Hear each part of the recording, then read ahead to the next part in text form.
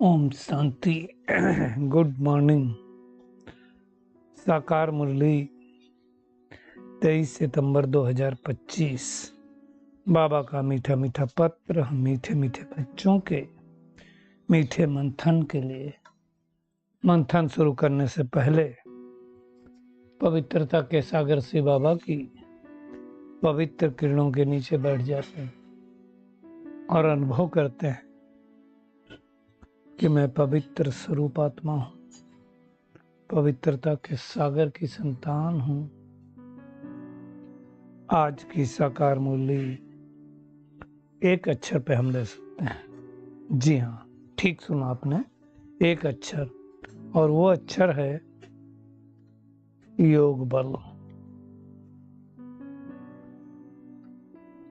योग बल से क्या क्या होता है? दुनिया में बहुत सारे बल हैं। शारीरिक बल भी कहा जाता है, परमाणु बम भी कहा जाता है, बल, एटम का बल है ना। फिर राज्य का बल भी कहा जाता है, आत्म बल भी होता है। तो आत्म बल और परमात्म बल अगर दोनों मिल जाए तो सृष्टि पर मिराकल संभव है। और ये परमात्म बल पूरे कल्प में एक बार मिलता है। इससे क्या क्या होता है हम उसकी गहराई में जाएंगे कि आपका योग बल से क्या क्या काम होता है ना।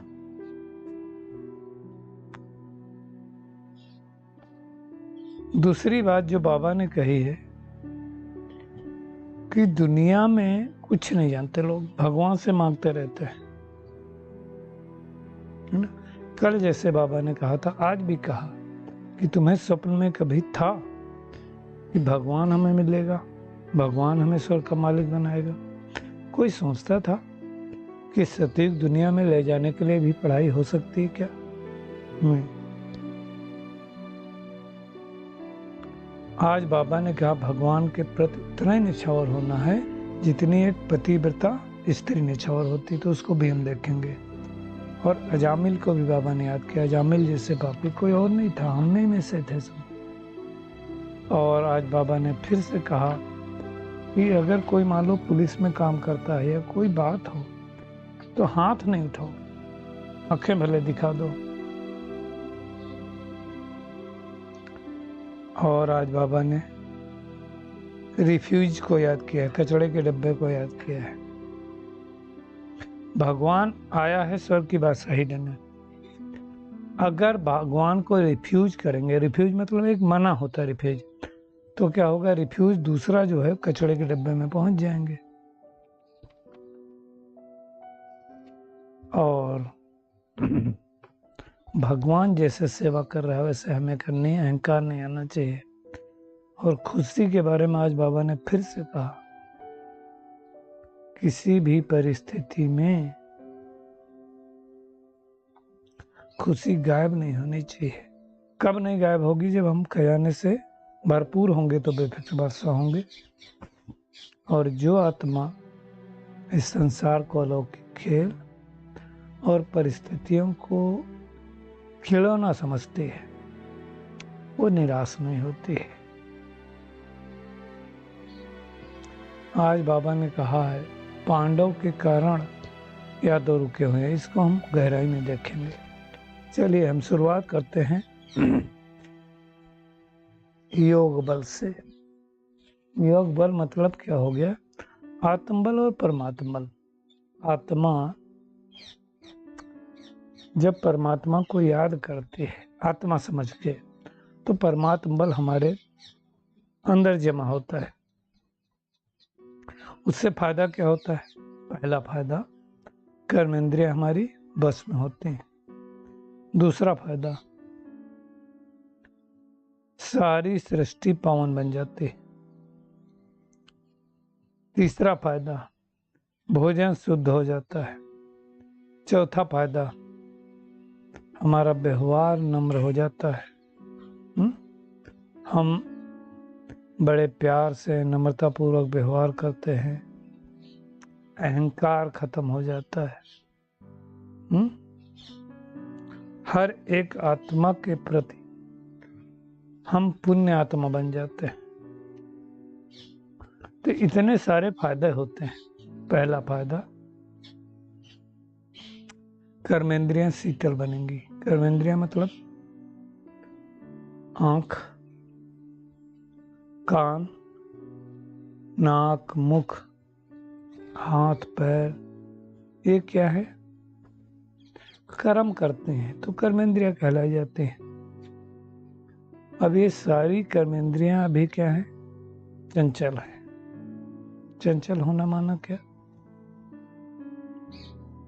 सारे विकर्म हम किसके द्वारा करते हैं? पाप कर्म किसके द्वारा होते हैं? कर्मेंद्रियों के द्वारा ही होते हैं ना। और ये सारी कर्मेंद्रियां योग बल के अलावा शांत नहीं हो सकती। योग बल मतलब क्या? परमात्मा को याद करना।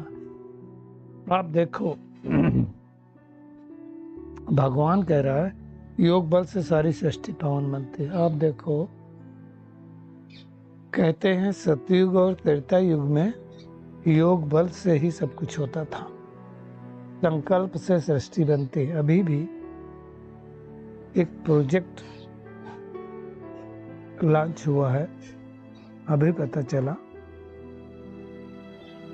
कि पहले एक प्रोजेक्ट आया था डिवाइन गर्भ संस्कार।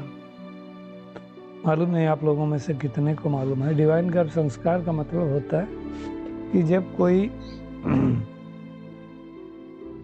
चाहता है कि मेरे घर में बच्चे का जन्म हो, गर्भ में कोई आत्मा आए, तो डिवाइन गर्भ संस्कार का मतलब हो गया कि उस आत्मा का आवाहन करना जो डिवाइन हो। हम सब ने अभी जो माउंट आबू गए थे या नहीं भी गए हैं तो यूट्यूब पे देख सकते हैं, जो छोटी सी लड़की हंसी करके, तो डिवाइन गर्भ संस्कार की ही देन है। उसकी माँ पहले से आह्वान करती थी, तो वो एडवांस पार्टी की आत्मा कोई होगी आ गई। तो भगवान कहता है कि तुम उस डिविनिटी वाली आत्मा का आह्वान करो। ऐसा एक प्रोजेक्ट बनाओ। ये प्रोजेक्ट बना था आई थिंक 12-13 में। बहुत सारे वीडियो भी यूट्यूब पे मिल जाएंगे। तो मतलब उस डॉक्टर का कहना था, डॉक्टर सुविधा नील और स्वामीनाथन भाई ने मिल के प्रोजेक्ट किया था कि अगर किसी के संस्कार बदलने हैं तो आप बचपन से बदल सकते हैं, बाद में नहीं बदल सकते। बाद में टफ होता है बदलना। बदलेंगे, ऐसा नहीं कि नहीं बदलेंगे, थोड़ा सा टफ होगा। तो डिवाइन गर्भ संस्कार आया था। इसके बाद और एक नया प्रोजेक्ट लॉन्च हुआ, जो आजकल IVF टेक्नोलॉजी होती ना। अब उसमें सूक्ष्मता की बात क्या है? तो कहा जाता है शिवानी बहन ने उस प्रोजेक्ट की लॉन्चिंग के दौरान ये बात कही कि डॉक्टर को कहा, डॉक्टर की एक कॉन्फ्रेंस थी, ये तो बाकायदा लॉन्च करना पड़ता है, ऐसे नहीं होता है। क्या कहा कि जो भी आत्मा, जब आप फर्टाइल करेंगे तो ये आवाहन करेंगे कि जो भी आत्मा आएगी या फर्टाइल करने के बाद भी जो क्रोमोसोम बनेगा उसमें डिविनिटी होगी, अच्छे गुण होंगे। उसको किया गया, टेक्निकल शब्द है। इसके बाद अब और एडवांस PhD भी किया शायद स्वामीनाथन भाई ने, कराते भी हैं। अब उसके बाद क्या आया? अब जो सतयुग की देन है, सतयुग में कहा जाता है संकल्प से संतान उत्पन्न होती है, संतान उत्पत्ति। तो अब ये वाला एक प्रोजेक्ट लॉन्च किया गया है। 1 2 साल 3 साल लगेंगे कि संकल्पों से उत्पत्ति। अब ये छोटा प्रोजेक्ट नहीं है। इसका मतलब क्या हो गया? धीरे धीरे क्या हो रही है? डिविनिटी बढ़ती जा रही है और वो स्थिति पर पहुंच रहे हैं जो सतयुगी दुनिया थी, इसलिए कहा जाता है कि सतयुग में जो विमान भी चलते थे कैसे चलते थे? संकल्पों के द्वारा चलते थे। तो आप सोचो संकल्पों में कितनी पावर है, असीम पावर है इन संकल्पों में, छोटी मोटी पावर नहीं है। तो अब संकल्प से, योग बल से क्या नहीं हो सकता है? बाबा ने कहा सारी कर्मेंद्रियां बस हो जाएंगी, और योग बल के सिवाय कोई प्योर बन नहीं सकता है। सारी सृष्टि पावन होगी, भोजन को भी शुद्ध बना सकते हैं। आप सोचो कि मंदिर में एक भोजन बनता है, एक भोजन घर में बनता है, एक भोजन रेस्टोरेंट में बनता है। क्या फर्क होता है तीनों में? जो भोजन रेस्टोरेंट में बनता है उसके अंदर पहले से भावना क्या होती है कि आप खाओ हम कमाएं। तो ऊर्जा कौन सी जा रही है? प्रॉफिट की, बेनिफिट की। और जब वो ऊर्जा जाएगी तो हम बेनिफिट करने के लिए हर कर्म करेंगे, भले वो कस्टमर के लिए नुकसानदायक भी हो। आजकल हो भी रहा है, क्या क्या रोग मिला रहा है आप देखो। दूध मिलावट वाला, कई फ्रूट्स को इंजेक्शन मिला रहे हैं, कई जो मटर्स वगैरह आ रही हैं उनको कलर किया जा रहा है, अनाज में भी मिलावट आ रही है। ये सब क्यों हो रहा है? प्रॉफिट के लिए हो रहा है ना। भोजन बनाएंगे, बच गया तो आपको ही खिलाने वाले हैं ना। ऐसा थोड़ी होगा कि वो फेंकेंगे, आपका नुकसान, अपना नुकसान थोड़ी करेंगे। स्वीटी ज्यादा बना ली, एक हफ्ता चलती है, चलती तो नहीं, एक हफ्ता चलाई जाती है। प्रिजर्वेटिव डाल करके उसको 2 हफ्ता चला देंगे। नुकसान किसका होने वाला है? आपका होने वाला है। तो ये सारा कुछ जो मिलावट आई वो इसी बात को लेकर के तो आ रही है, लोभ वृत्ति के कारण आ रही है। योग बल नहीं है वहाँ। दूसरा आप देखो, घर में जो भोजन बनाता है, अगर खुद के पेरेंट्स बना रहे हैं, मतलब मदर बना रही, तो उसके भाव भावना क्या होगी कि बच्चे खाएंगे, पति खाएगा, पत्नी खाएगी। तो भाव थोड़ा सा अपग्रेड हो गया और कोई मिलावट नहीं करेगा। एक दिन का बासी भी नहीं खिलाते। और हमने तो देखा है जो घर पे माताएं होती ना, कुछ बासी होगा तो अपना खा लेंगे, बच्चों को नहीं खिलाएंगे। अब तीसरा, जो मंदिर में बनता है, गुरुद्वारे में बनता है, या परमात्मा के घर सेंटरों पर बनता है, क्या सोच के बनता है? परमात्मा की याद में बनता है।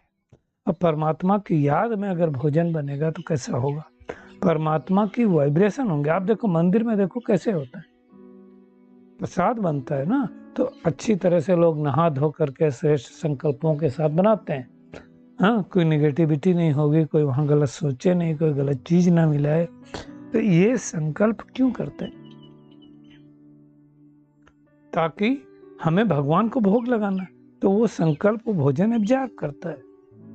अब हमें क्या करना है? अपने घर पे रसोई में भोजन बनाना बंद कर दो। तो कहेंगे फिर क्या करें? अब आप प्रसाद बनाना चालू करो। प्रसाद अर्थात भगवान की याद में, भजन में, गीत गाते हुए वो भोजन बनेगा। तो भोजन कैसा हो जाएगा? शुद्ध सात्विक हो जाएगा। पता नहीं कितने भाई बहनों को पता चला कि नहीं, हम माउंट आबू गए थे, वहाँ लहसुन प्याज नहीं होता है, और सबको वो भोजन बहुत अच्छा लगता है। क्यों? क्योंकि प्रसाद है भगवान का की याद में बनाया गया है, इसलिए ऐसा होता है। बाबा ने कहा तो योग बल से हमको काम लेना है। खान पान की कई लोगों को कहते हैं बहुत तकलीफ होती है। हालांकि मैं तो फॉरेन भी जा चुका हूँ, यहाँ भी रह चुका हूँ 8 दिन, कोई तकलीफ नहीं होती। आजकल तो सब कुछ बाहर मिलता भी है, फल भी मिलते हैं, सब्जियां भी मिलती हैं, आराम से आप रह सकते हो, कोई इशू नहीं है।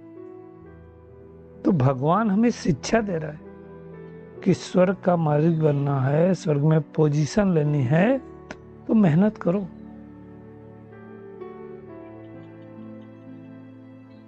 बगैर मेहनत के कुछ नहीं होगा। कभी स्वप्न में था, एक तो बुद्धि में नहीं था कि हम कौन हैं, दूसरा ये नहीं था कि भगवान आकर क्या करता। कल भी मुरली में कहा था ना, दिल पर अपने हाथ रख के पूछो कि भगवान जो पढ़ाता है उनको पता था क्या? नहीं, कुछ भी नहीं पता था। आज बाबा ने पतिव्रता स्त्री को याद किया। पतिव्रता स्त्री क्या करती? पति के पीछे निछावर हो जाती। पहले तो चिता पर भी चढ़ जाती थी, और नहीं चढ़ती होंगी, कुछ चढ़ा भी देते थे। भगवान कहता है तुम पिता व्रता बनो, पिता के ऊपर निछावर हो जाओ, तो क्या होगा? जन्म जन्मांतर का जो सिर पर बोझा है वो निकल जाएगा, याद से निकलेगा ना। इस समय पूरी सृष्टि में बाबा कहता है एक भी पुण्य आत्मा नहीं, सब अजामिल जैसे है। अजामिल मतलब पाप आत्मा है। हम सब तो कितने जन्मों से पाप करते हैं मालूम नहीं ना। पुण्य आत्माएं वास्तव में होती हैं सतयुग में। देह अभिमान बस किया गया हर कर्म पाप कर्म है। आत्मिक स्वरूप में किया गया हर कर्म पुण्य कर्म है। तो चेक करें मैं कौन सा कर्म करता हूं। देखो भाई, वो पति को कहते हैं परमेश्वर, और ये पतियों का पति, बापों का बाप है। इसको कितना प्यार से याद करना चाहिए। बाबा ने कहा वो पति को भी तुम समझाओ, बहनों को लिए कहा कि तुमने जब शादी की थी, हथियाला बांधा था, तो क्या बोला था कि यही आज से तुम्हारे ईश्वर गुरु परमेश्वर हैं। तो भगवान तो सदगति करता है ना। सोचो, आज बाबा ने कहा, शुरू में ब्रह्मा बाबा की बात है कि जब बच्चे बीमार होते थे, भाई बहुत सारे बच्चे आए थे, छोटे छोटे थे, 6-7 साल 10 साल, परिवार के परिवार आए थे ना, तो बाबा खुद भी सेवा करता था। कोई अभिमान नहीं था। तो हमें भी कोई अभिमान नहीं करना चाहिए। जितना भगवान को याद करें, बाबा कह रहा माया कुछ भी करे, चाहे मारे, कुछ भी करे, लेकिन भगवान भूले नहीं। भूले चुके भी बाप को नहीं भूलना।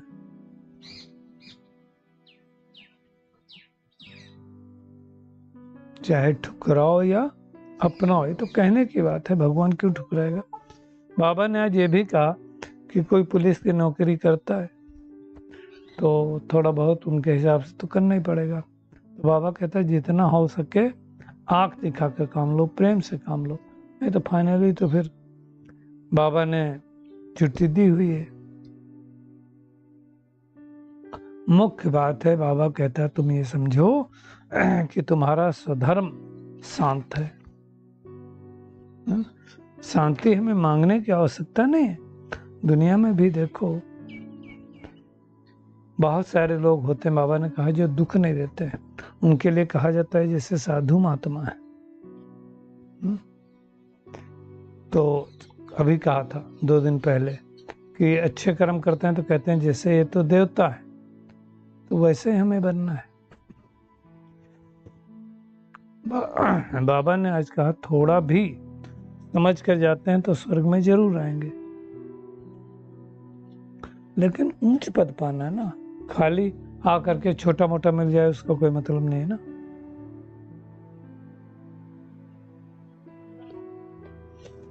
भगवान हमें स्वदर्शन चक्रधारी बना रहा है। स्वदर्शन चक्रधारी का मतलब क्या होता है?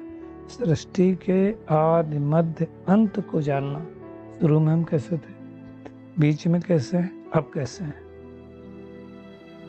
खुद को जानना। बाकी ऐसा थोड़ी जानवरों के बारे में जानना। आज बाबा देखो कितना अच्छा कह रहा है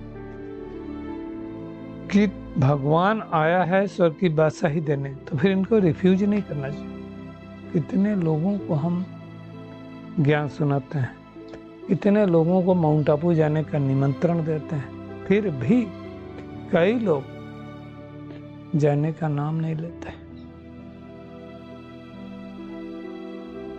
क्यों? क्यों नाम नहीं लेते? बाबा कह रहा है रिफ्यूज थोड़ी करना होता है, थोड़ा भी सुनेंगे तो आ जाएंगे स्वर्ग में, रिफ्यूज करेंगे तो रिफ्यूज के डब्बे में जाकर पड़ेंगे। रिफ्यूज मतलब कचड़ा। कई लोगों को फिर अपना प्राउड रहता है, तो कई लोग कहते हैं ऐसा थोड़ी होता है, ये तुम्हारी कल्पना है। कल्पना नहीं है, ये होने ही वाला है। मेहनत करनी है, हमें पुरुषार्थ करना है।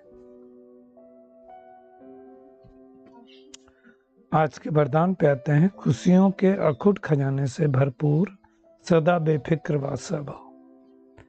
देखिए, खुशियों का सागर, हर रोज खुशी का अखुट खजाना मिलता है। अब ये मुरली क्या है? खुशियों का खजाना है ना। इसलिए बाबा ने कहा किसी भी परिस्थिति में खुशी गायब नहीं हो सकती, किसी भी बात का फिक्र हो नहीं सकता। ऐसे नहीं मेरा परिवार का क्या होगा, प्रॉपर्टी का क्या होगा, परिवर्तन होगा ना। पुरानी दुनिया से नई दुनिया आएगी, तो पुरानी दुनिया में कितना भी अच्छा हो, पुराना ही है ना, नया तो नहीं कहेंगे। इसलिए बेफिक्र वासा बन जाओ। और बाबा देखो कह रहा है ब्राह्मणों के लिए सब अच्छा ही है, कुछ भी बुरा नहीं। जो हो रहा है सब कल्याणकारी है। बीमारी आई उसमें भी कोई कल्याण है, परिस्थिति आई उसमें भी कुछ ना कुछ कल्याण है। हमारे पास ऐसी बादशाही है जिसको कोई छीन नहीं ले सकता। संडे की मुरली में कहा था ना कि आपके खजानों को राजा ले नहीं सकता, चोर चुरा नहीं सकता, आग गला नहीं सकती, जला नहीं सकती, पानी गला नहीं सकता। तो ऐसे हमें बेफिक्र बादशाह बनना है। और उसके लिए क्या है, इस सारे संसार को अलौकिक खेल समझेंगे और परिस्थितियों को खिलौना समझेंगे, तभी निराश नहीं होंगे। बाबा देखो क्या कह रहा है व्यक्ति सारे में, लास्ट सो फास्ट पुरुषार्थ ज्वाला रूप का ही है। पांडवों के कारण यादव रुके हुए हैं। पांडव मतलब परमात्मा के वो बच्चे जो परमात्मा को पहचान करके तपस्या कर रहे हैं, वो पांडव। कौरव मतलब, यादव मतलब, कौरव मतलब विपरीत बुद्धि, और यादव मतलब यूरोपवासी जो विनाश के लिए लगे हुए हैं। बाबा कहता है वो रुके हुए हैं। क्यों रुके हुए हैं? कि हम अभी संपूर्ण नहीं बने। तो पांडवों की श्रेष्ठ शान, रूहानी शान की स्थिति यादवों की परेशानी वाली परिस्थिति को समाप्त करेगी। मतलब एक साथ सब मिलकर जब संकल्प करेंगे तो सृष्टि बदलेगी। और उसके लिए हमें क्या करना है? ज्वाला स्वरूप अर्थात लाइट माइट की स्थिति में स्थित होकर पुरुषार्थ करना है। पूरी मुरली का टेक होम यही है कि हमें योग बल से न केवल अपनी कर्मेंद्रियों को शांत करना है, अपितु भोजन को भी प्योर बनाना है। जैसे भगवान हम बच्चों की सेवा कर रहा है, ऐसे हमें सबकी सेवा करनी है। अहंकार नहीं दिखाना है। भगवान अगर ज्ञान दे रहा है तो रिफ्यूज नहीं करना है। भगवान बापों का बाप, पतियों का पति है, तो उस पर जीते जी निछावर हो जाना है। ज्ञान चिता पर बैठना है, कभी भूले चूके भी उल्टा काम नहीं करना है। और खुशियों का सागर मिला है तो खुशी गायब होनी नहीं चाहिए। इस संसार को लौकिक खेल और परिस्थितियों को खिलौना समझकर चलना है। अच्छा, शुक्रिया मीठे प्यारे बाप दादा, शुक्रिया आप सभी का इस मीठे मंथन के लिए। अच्छा, ओम शांति।